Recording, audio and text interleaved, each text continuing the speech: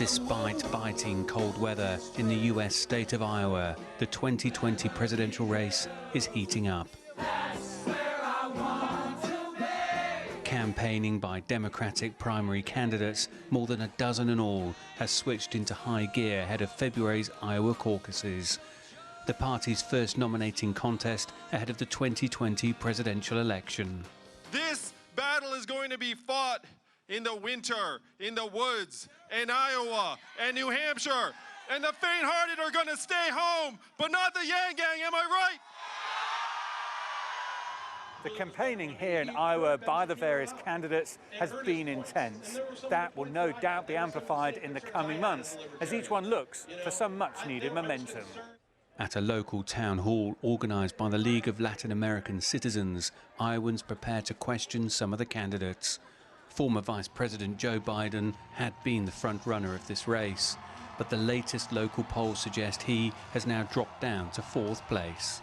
Some of the younger ones are coming up to the surface and are really talking about real issues and how they're going to fix these issues. And that is bringing the young ones up, and Biden's going down. The field for the nomination has whittled down slightly in recent weeks. Those polling outside of the top four face a battle to stay relevant. Things change so quickly these days, more quickly than ever before.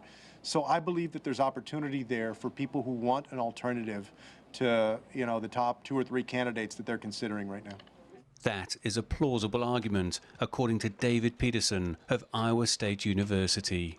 I would not be comfortable saying that the 4 top-tier candidates right now are going to be the first 4, the top 4 in the caucuses. I think there's a lot of space for growth for a lot of the other candidates as well.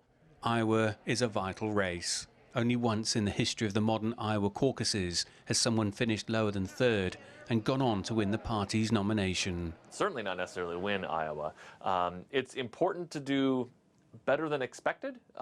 It's important to do well enough to keep going, to keep having volunteers, to keep getting money, to keep getting media attention.